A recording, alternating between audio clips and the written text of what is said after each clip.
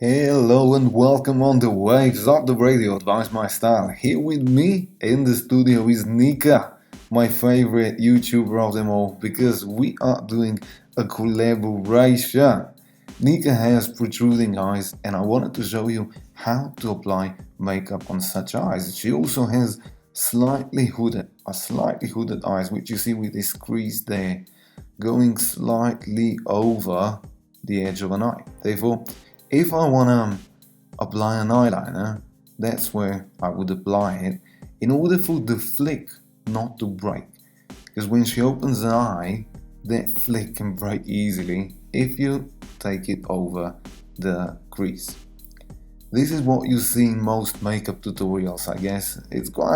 Looks quite easy to flick an eyeliner like this, but when you do it on hooded eyes, this is what happens, you see.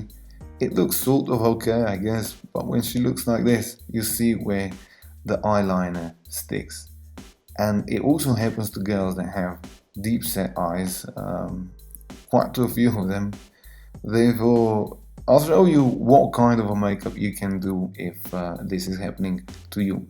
I cleaned it and I'm just going over with a loose powder, pressed powder, in order to prepare to set the area, because I'll go over with a cold pencil, which is quite my I think like signature trick pretty much. Applying this over a powder will really make it stick, therefore the makeup will last long, and I guess I'm doing sort of a daily makeup with this line here that will pull her eyes outwards. And now that I'm blending it inwards, first start blending it inwards and then I pull it outwards as well, I'll make her rounder eyes less round, so she will look more like Harry cat's eyes. You see, I'm blending it down that I don't make a mess, and now I'm blending it slightly more outwards.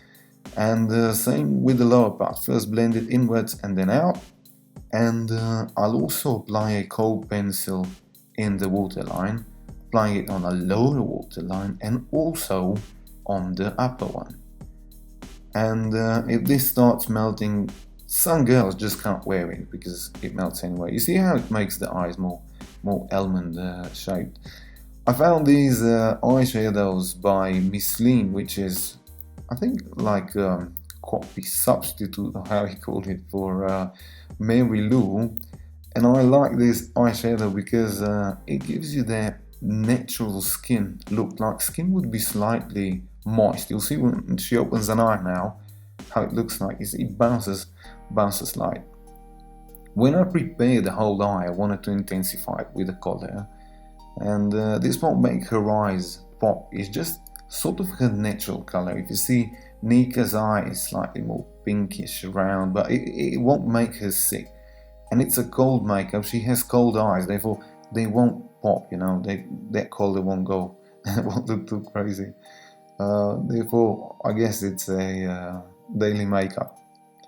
And I discovered this eyeliner recently. I think you can wear this during the day because it's not too obvious that you're wearing it. Maybe looks quite crazy on the camera, but in reality it just gives you that sparkle, because these little things in it shimmer, start shining, and when you open an eye it bounces light and it looks cool.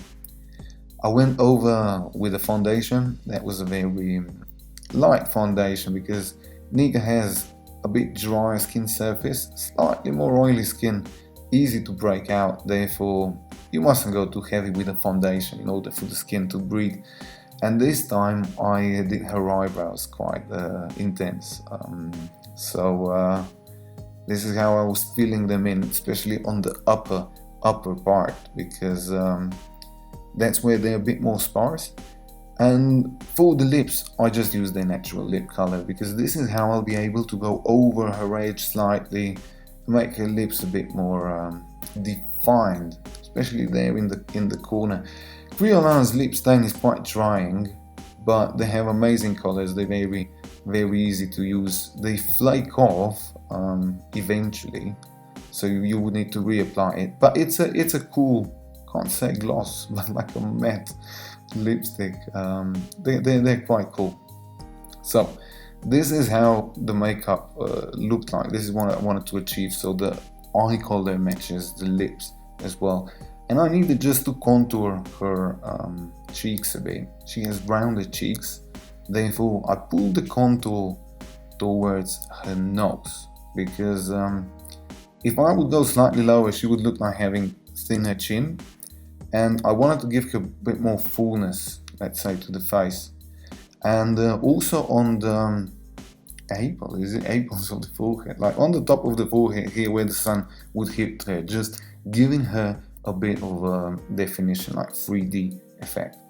And I was applying the blush on the apples of the cheeks, so here on top, because this is where she would blush, and I applied here a bit too much, therefore I needed to blend it in here and then blend it down. And because that foundation was still a bit too dry, I wanted to highlight the face, but go very, very sparingly with this, just a little bit, tap it on. These things usually melt foundation off as well, so you really need to be careful how you apply, because the formulas don't match that much.